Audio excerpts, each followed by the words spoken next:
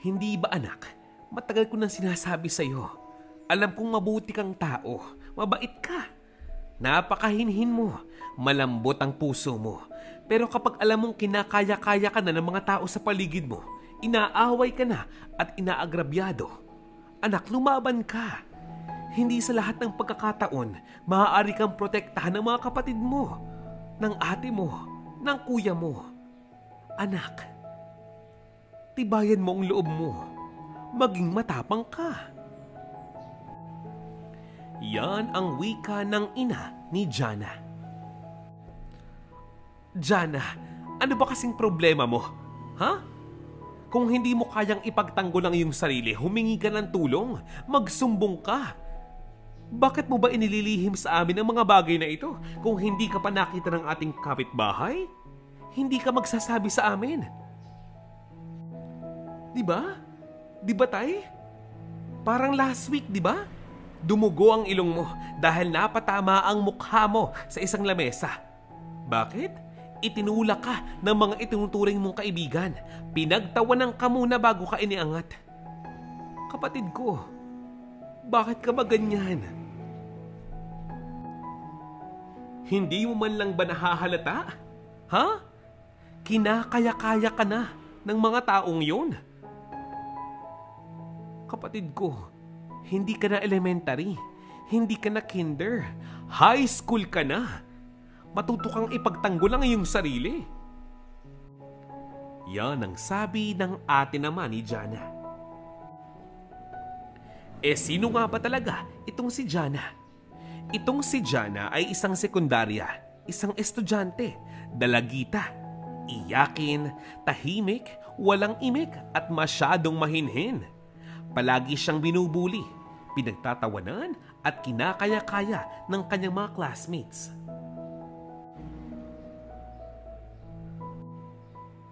Itong si Jana kasi ay isang magandang dalaga. Maputi, makinis ang kutis. Siguro ay kinaiinggitan ang kanyang panlabas na anyo. Kaya naman, binabawian siya ng mga taong insecure sa kanya. Lalong-lalo na yung mga classmates niyang babae. Bakit? Kasalanan ba niya na siya'y inaabala at pinapaligiran ng mga classmates niyang lalaki? Kung umasta ang mga classmates niya, para bang kasalanan ni Jana ang maging maganda? Anong gagawin natin? Sadyang kahanga-hanga naman talaga ang kanyang itsura. Matalino, masipag at sadya namang hindi pumapalya ang mga grado sa eskwelahan. Kung sino pa ang mabuting estudyante at walang ginagawang kalokohan, siya pa ang palaging pinag-iinitan. Dahil nga ganoon ang kanyang personality, wala siyang ibang ginagawa kundi umiyak na lamang. Itong si Jana ang bunso sa 3 magkakapatid. Palagi siyang bine-baby-baby ng kanyang mga kapatid at ng kanyang mga magulang. Tila ba siya ang prinsesa ng kanilang pamilya. Nung bata pa, itong si Jana ay medyo mahina ang kanyang katawan. Sakitin nga ito, kaya naman alagang-alaga ng kanyang pamilya. Sa paglipas ng mga taon ay tila ba palagi na lamang umaasa itong si Jana sa proteksyong ibinibigay ng kanyang pamilya. Mula elementary hanggang high school, nakabantay sa kanya ang kanyang ate at kuya. Aba, akalain ninyo, kahit nung makatapos nga itong si Jana ng sekundarya at ng kolehiyo, kung makabantay sila dito, ay talaga namang inam. Kahit nga raw sabihin nito na dalaga na nga raw siya at malaki na, bunso pa ring bata ang tingin sa kanya ng kanyang pamilya na nangangailangan ng proteksyon at alaga. Hanggang itong si Jana ay makapag-apply ng trabaho sa isang simpleng opisina sa kanilang bayan. Unti-unti, dahan-dahan, natuto na nga siya manindigan sa kanyang sarili. Minsan nga, naipadala na nga ito sa lungsod ng Maynila upang mag-training. Medyo natagalan nga siya. Halos ilang linggo at ilang buwan din yun. Lagi naman siyang tinatawagan at tinetext ng kanyang mga kapatid at inaalam ang kanyang tunay na kalagayan. Palagi naman siya nag-a-update sa mga ito at sinasabi ang tunay niyang sitwasyon. Dahil libre naman ang kanilang tirahan, bigay ito ng kanyang kumpanya, ito ay hindi naging malaking pagsubok para kay Jana. Nang dahil sa mga pangyayaring ito, natutuwa naman ang mga magulang ni Jana dahil unti-unti nagiging independent na nga ito. Kayang-kaya na nga niya ang kanyang sarili. Maging ang kanyang mga ate at kuya, tuwang-tuwa din. Bagamat malayo, malaki ang tiwala nitong nanay at tatay niya sa kanya. Kapag sinabi niyang okay lang siya, ibig sabihin okay lang talaga siya.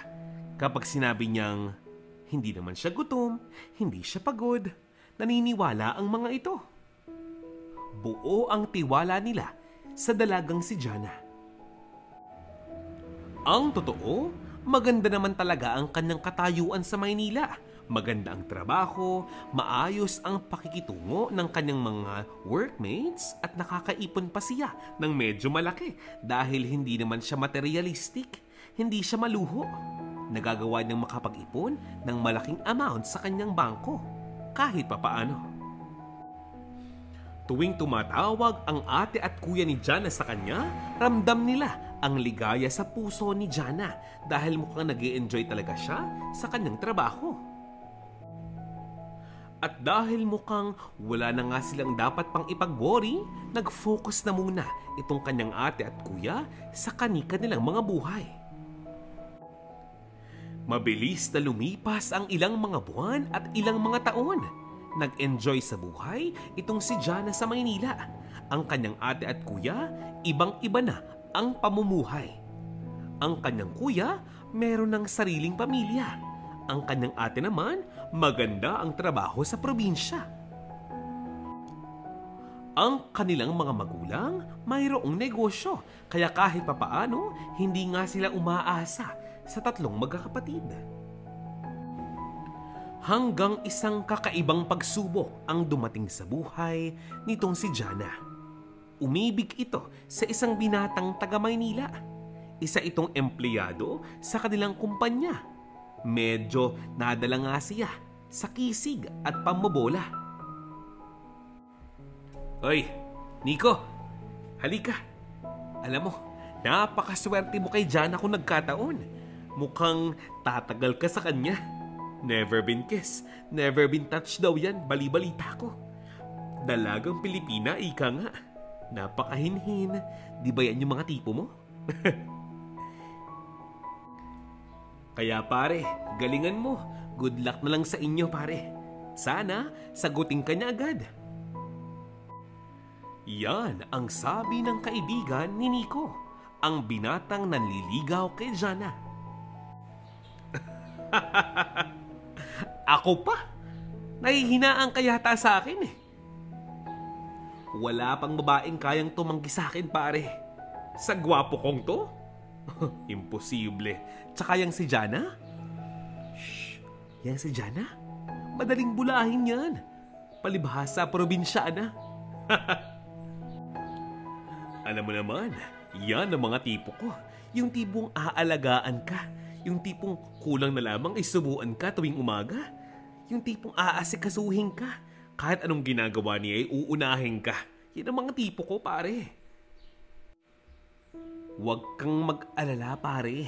Kayang-kaya kong pasagutin yan. Bigyan mo ko ng ilang linggo. 2, 3, kayang-kaya ko yan. Shh, halika dito. Napansin mo ba, yang si Jana? Kapag papasok sa umaga, ako naman, pag sa bango, hanggang sa pag-uwi, amoy sariwa pa din. Ang kanyang mga mata, nakakahalina. Ang kanyang mga ngiti, naku, matutunaw ka talaga. At kapag tumalikod na, naku, mapapansin mo ang kanyang figura. Mahihiya ang cook sa kanya. Ang dagdag pa ni Nico. Ilang araw pa nga ang lumipas, ilang pang mga linggo, nahulog na nga ng tuluyan ang loob ni Jana sa binatang si Nico. Walang kaalam-alam ang kanyang pamilya na ito palang si Jana ay may kasintahan na. Alam ni Jana ang ugali ng kanyang pamilya, lalong-lalo na ang kanyang mga magulang. Medyo konserbatibo ang mga ito, masyadong istrikto. Baka maya-maya nga niyan, hindi makapasa itong si Nico sa kanilang standards. Ipinagpatuloy naman ni Jana ang kanyang buhay sa Maynila na para bang binabalot ng ligaya at saya ang kanyang bawat araw. Paano ba naman? In love! May ilang mga pagkakataong itong si Nico na kanyang kasintahan ay sinisiraan ng ilang mga office mates niya.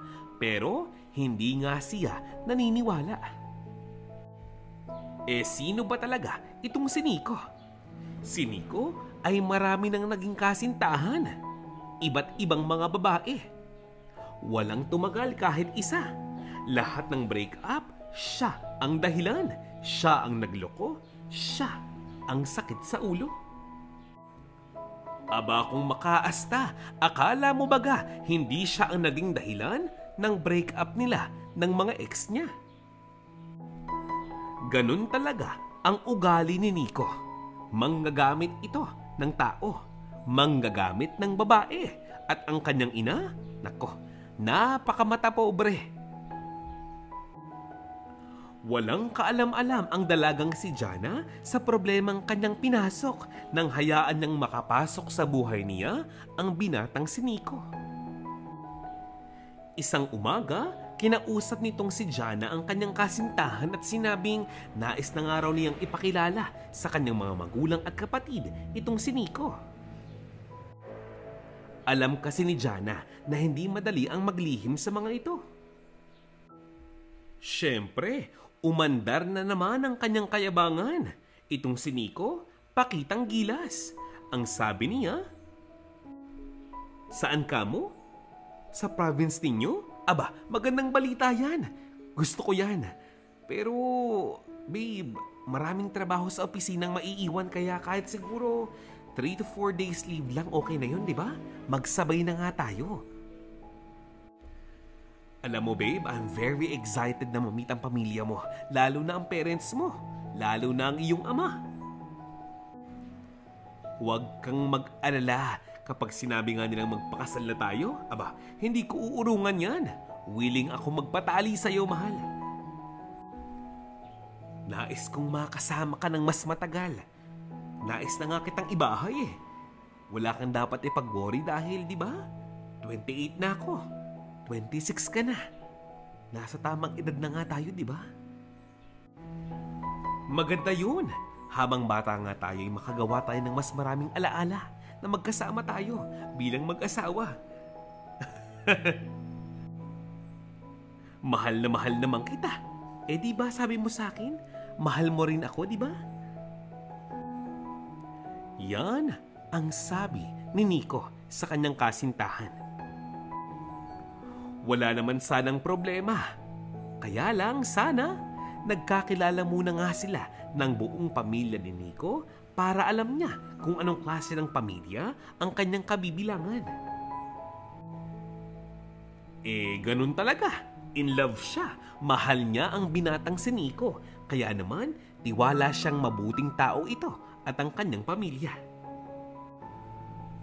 Makalipas ang ilang mga linggo, itong si Jana at Nico sabay nag-leave. Nagtungo ng probinsya ni Jana upang makilala nga nitong si Nico ang pamilya ni Jana. Namili pa nga ito ng napakaraming pasalubong. Siyempre, sinorpresa nga ni Jana ang kanyang mga magulang. Kaya lang, na-surprise din ang kanyang ate at kuya. Ang sabi nga ng kanyang ate nang sila'y makita,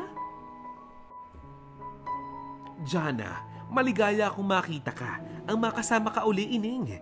Pero, sino ang manong na yan? Sino ang lalaking yan? Kaibigan mo? Umaming ka nga sa akin? Jowa mo yan, no?"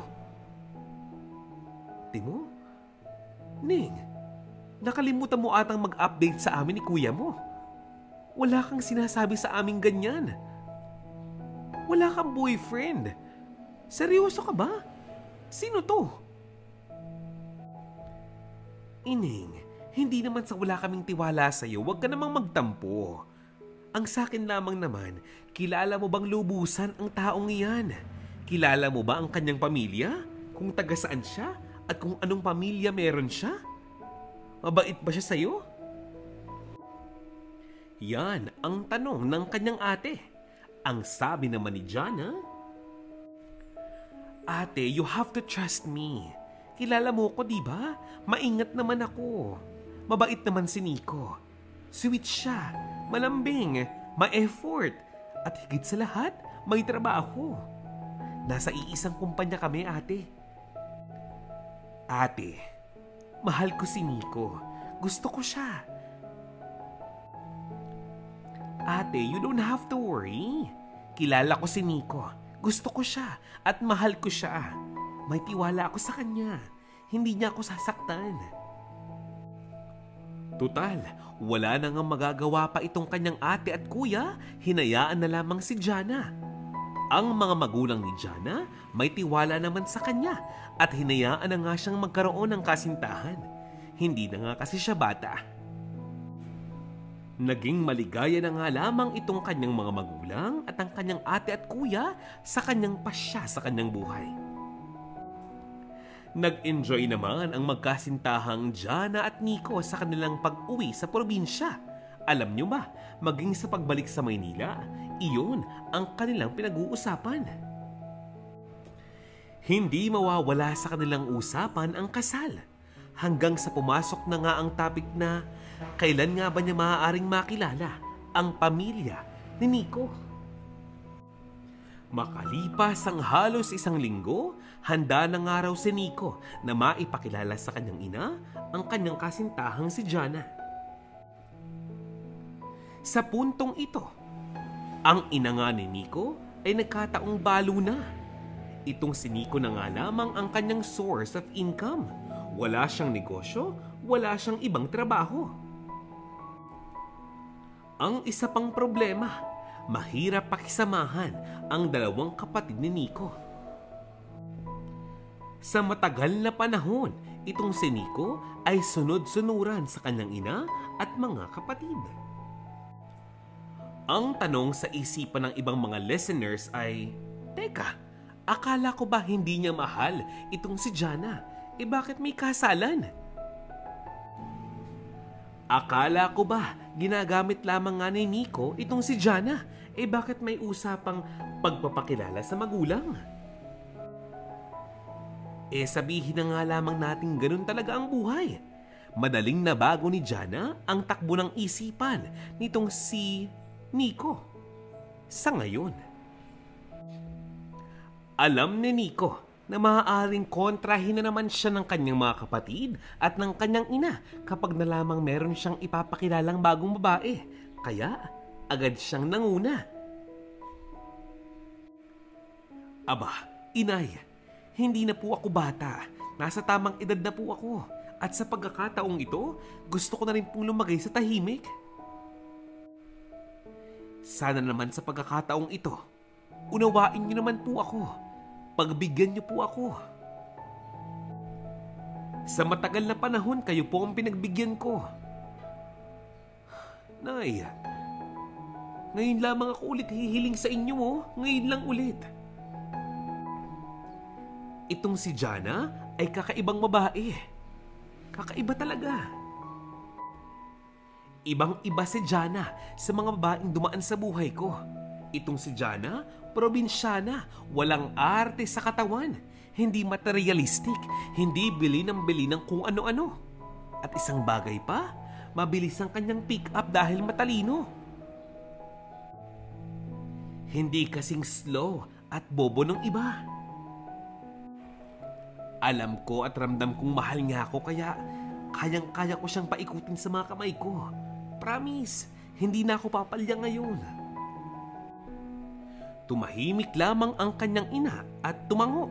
Tila ba sinasang-ayunan nga niya na iuwi muna nga nitong si Nico itong si Jana sa kanila upang kanyang makilatis.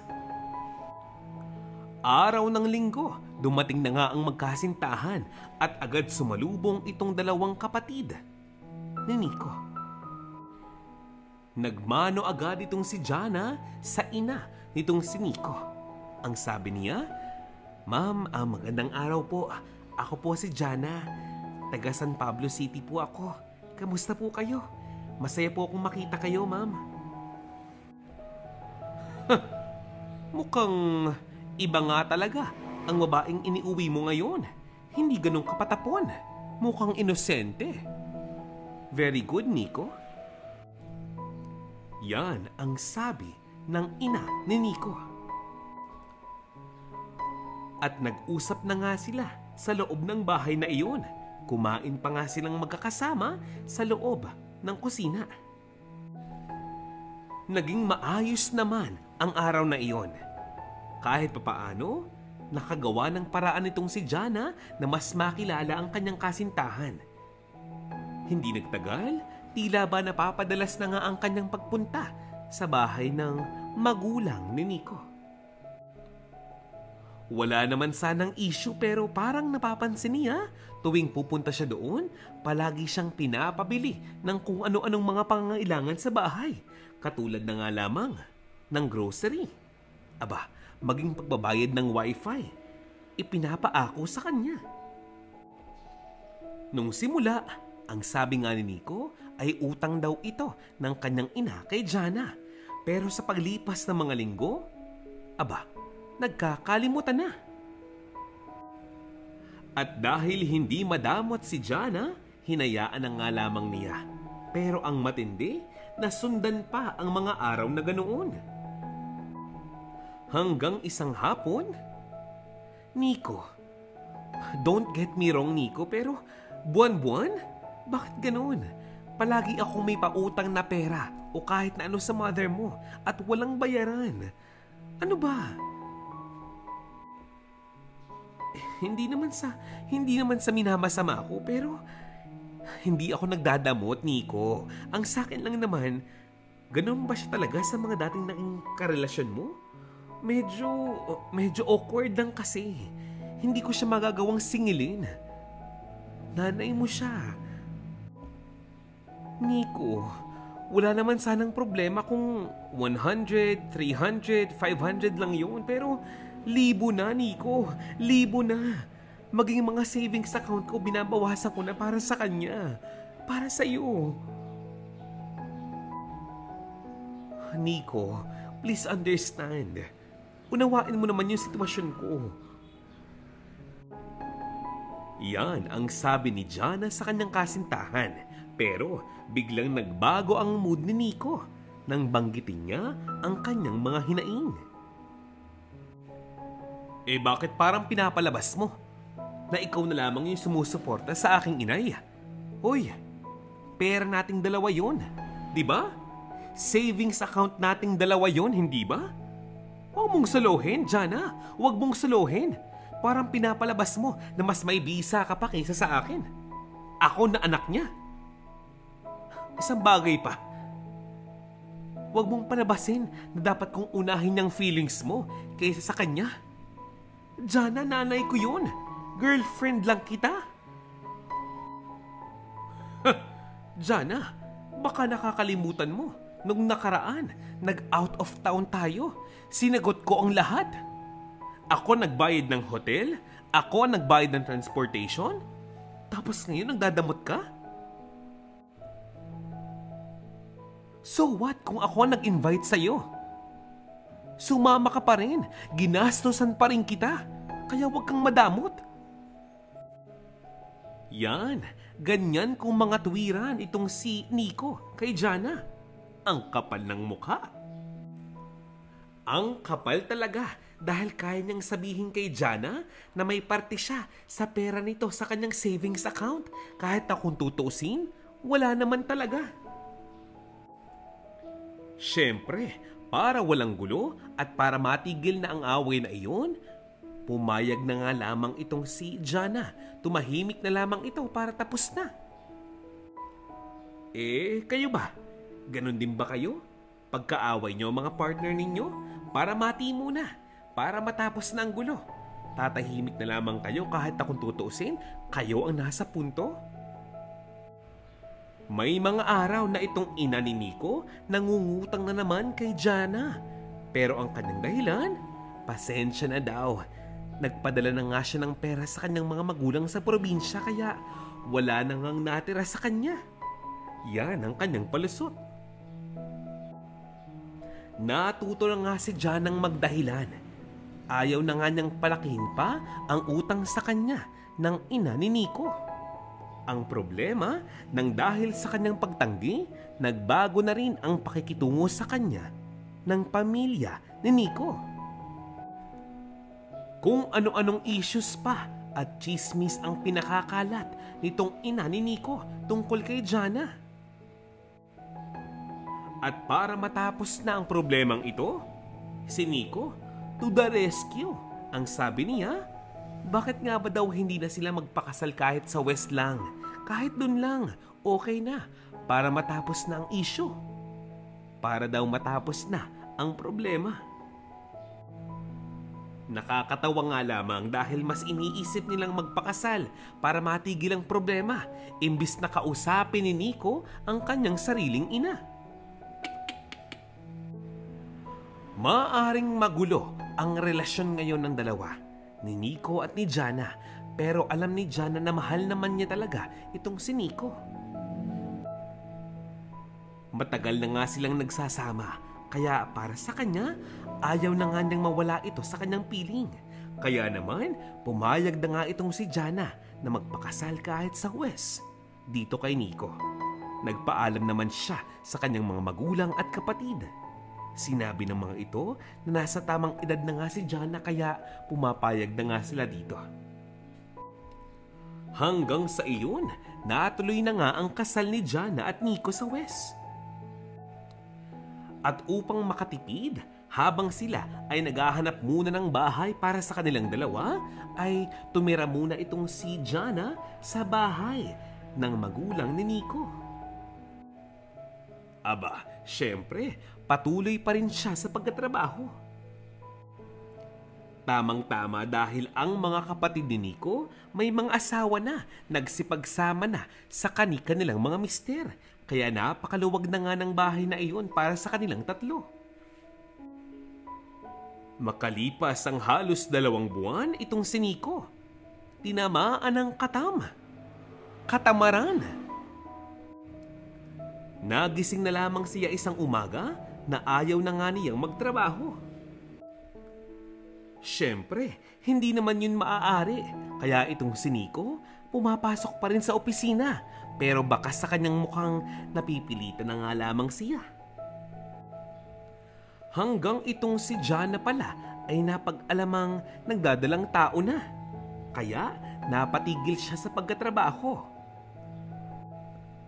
Magmula noon, nasa bahay na nga lamang ito. Medyo nabuboryong dahil wala siyang ibang ginagawa kundi umupo lamang at mahiga sa kama. Madalas, naglilinis ng bahay, naglalaba, nagluluto. Pero nasaan ang inay ni Nico? Ayun, nasa madyungan, nasa bingguhan. Hanggang itong si Nico at ang kanyang ina, ginawang halos parang utusan na itong si Jana. Si Jana ang nagluluto, ang naglilinis ng bahay, ang gumagawa ng lahat, habang patuloy sa paglaki ang kanyang tiyan. Siyempre, alam niyang siya'y naaabuso na, kaya itong si Jana malumanay nakakausapin ng kanyang mister.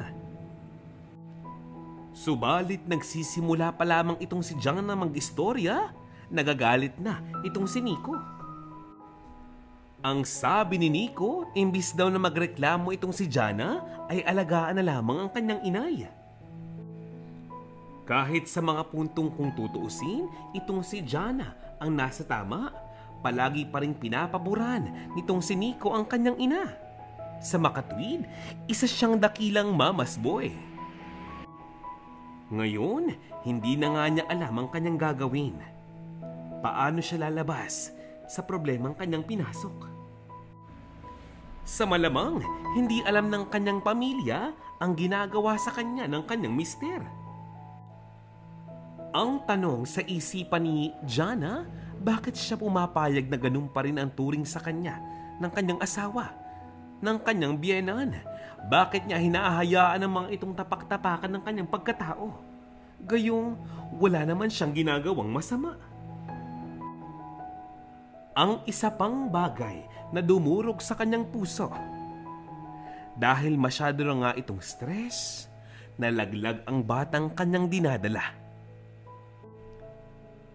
Wala na ang anak sa sinapupunan nitong si Jana.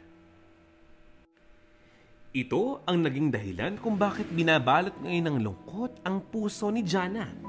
Dahilan kung bakit laging mainit sa kanya ang bungo ng kanyang asawa at ng kanyang biyenan.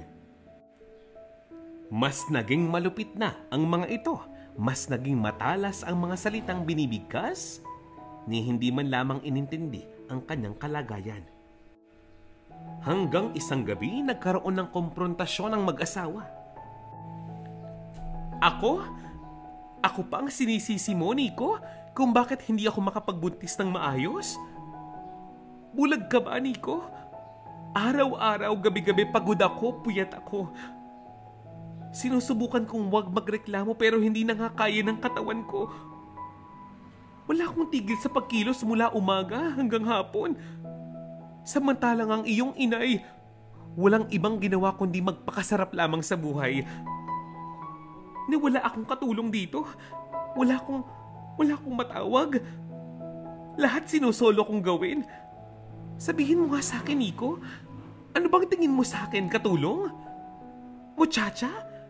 Inday?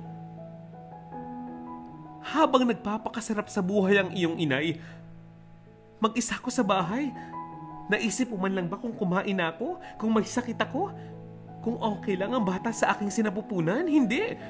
Hindi mo nga ako pinakamusta. Hindi pumasok yan sa isipan mo. Napatigil naman sa pagsasalita itong si Jana dahil isang malakas na sampal ang kanyang natikman mula mismo sa kanyang sariling asawa. Kapal ng mukha mo ah! Baka nakakalimutan mo na kung nasang tahanan ka, kung kaninong bahay ka nakikitira. Ha, Jana? Ang ayaw ko sa lahat ay yung taong binabastos mismo sa harapan ko, ng aking ina. Alam mo kung pagod ka na sa buhay na ito? You are free to go. Walang pumipigil sa'yo rito. Umalis ka kung gusto mo. Ang dami mong arte sa katawan, Jana.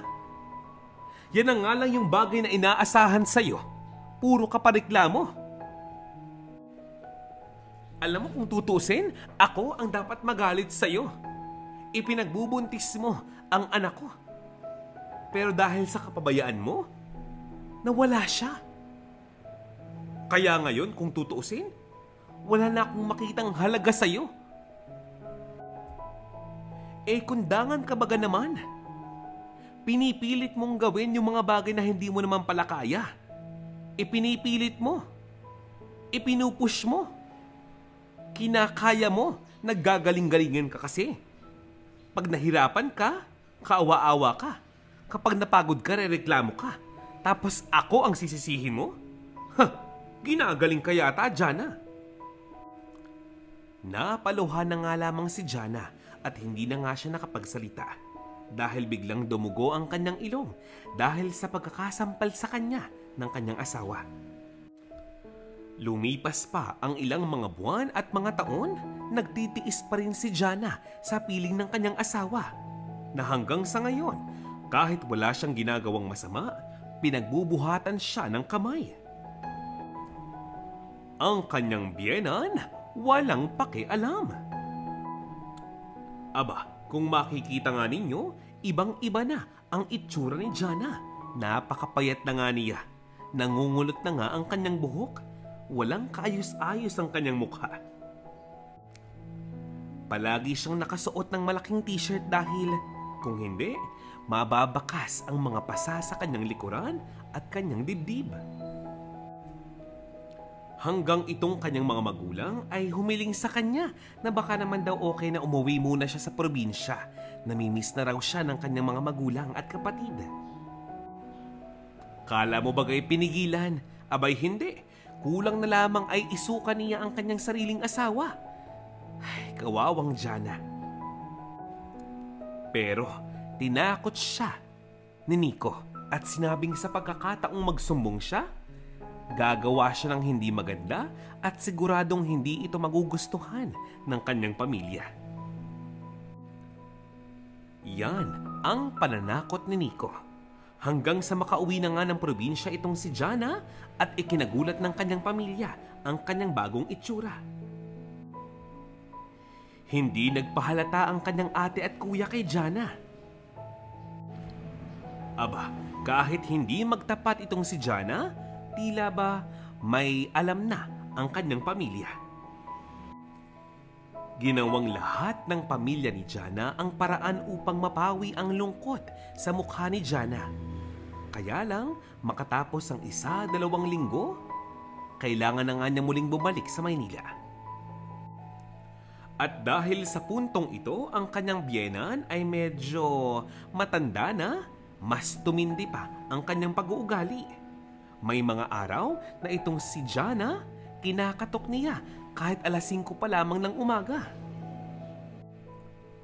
Madilim pa lamang, inuutusan na nga niya itong maglaba, maglinis ng bahay, at marami pang iba.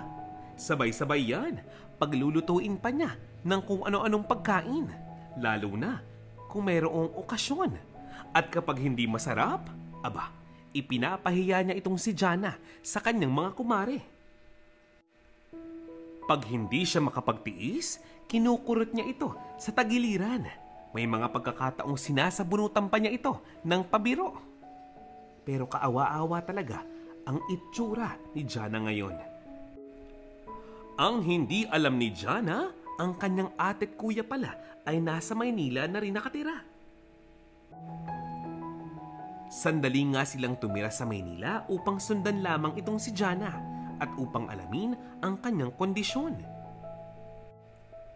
Sa puntong ito, halos magkapit-bahay lamang itong bahay ng kanyang ate at kuya at ang bahay ng nanay ni Nico.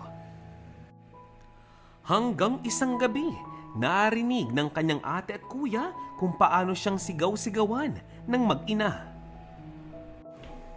Kitang-kita ng kanyang ate at kuya kung paano siyang sigawan at duru-duruin lamang ng kanyang asawa at ng kanyang biyenan. Maya-maya pa, hindi na nga nakapagpigil pa itong kuya ni Jana. Bumaba ito ng bahay at sinugod ang asawa ng kanyang kapatid. Hoy! Hoy! Hoy, Nico! Lumabas ka dyan! Mag-usap tayo! Lalaki sa lalaki! Siyempre, nagulat si Jana dahil biglang dumating ang kanyang ate at kuya. Biglang lumabas ng bahay itong si Nico na para bang wala siyang ginawang kalokohan. Ate, kuya, gabi na po ah. Ano pong ginagawa niyo rito? Pasok po kayo sa loob. Naghapunan na po ba kayo? Biglang sinapak ng kuya ni Jana ang mukha ni Nico. Magkabila. Nadali mo. Anong klaseng lalaki ka? Ha? Paano mong nagawa to sa kapatid ko? Kapal ng mukha mo ah. Aba, at tumatanggi pa. Hoy, kitang-kita ko ang mga ginawa ninyong mag-ina sa kapatid ko. Ano? Gusto mong patunay? O ito? Yan. Picture. Video. O ano? Nagulat ka? Maya-maya pa ay lumabas na ang ina ni Nico. Nagmamakaawa, umiiyak ito at nagdrama. Sumisigaw ito at sinasabing ipinapahiya raw sila sa mga kapitbahay ng mga kapatid ni Jana. Maya-maya pa, nagsalita na rin yung ate ni Jana. kinausap ang ina ni Nico. At ang sabi niya, "Alam nyo, isa pa kayo eh. Ha? Isa pa kayo. Naturingan kayong matanda pero ayaw nyong pagsabihan ng magaling nyong anak. Kinukonsinti ninyo. Ginagatungan nyo. Kayo mismo ang gumagawa ng dahilan para mawalan kami ng galang sa inyo. Aba, buhat ng mapangasawa ng magaling nyong anak itong kapatid namin, umuwi siya sa aming luhaan. Napakapayat. Wala man lang kalakas-lakas. Bakas ng kalungkutan sa kanyang mga mata. Aba, para siyang laging pagod na pagod at parang laging takot na takot. Sa ginawa niyong ito, kakasuhan ko kayo. Huwag na kayong magdrama-drama pa dito. Hindi tatalab sa akin yung mga kalokohan ninyo." Ang kakapal ng mga mukha ninyo. Agad namang namagitan si Jana sa mga taong nasa kanyang harapan. Pero hindi nagpapatinag itong kanyang ate at kuya. Ang sabi nga nila, hindi sila aalis sa lugar na iyon hanggat hindi umuuwing kasama nila itong si Jana doon sa probinsya. At dahil alam niyang ginagawa lamang ito ng kanyang mga kapatid dahil sa kanyang kapakanan, sumama na nga ito sa kanila. Nasa biyahe pa lamang, walang tigil sa pag-iyak itong si Jana. Niyayakap siya ng kanyang mga kapatid at awang-awa ang mga ito sa kanya. Nangyari ang lahat ng ito nang dahil lamang sa pag-ibig. Ang tanong, pag-ibig nga ba ang naging dahilan o sadyang takot lamang siya na siya'y maiwanan? Nang makauwi sa bahay, niyakap itong si Jana ng kanyang mga magulang ni hindi siya hinusgahan sa mga bagay na kanyang ginawa. Tinanggap siya ng kanyang mga magulang ng buong buo.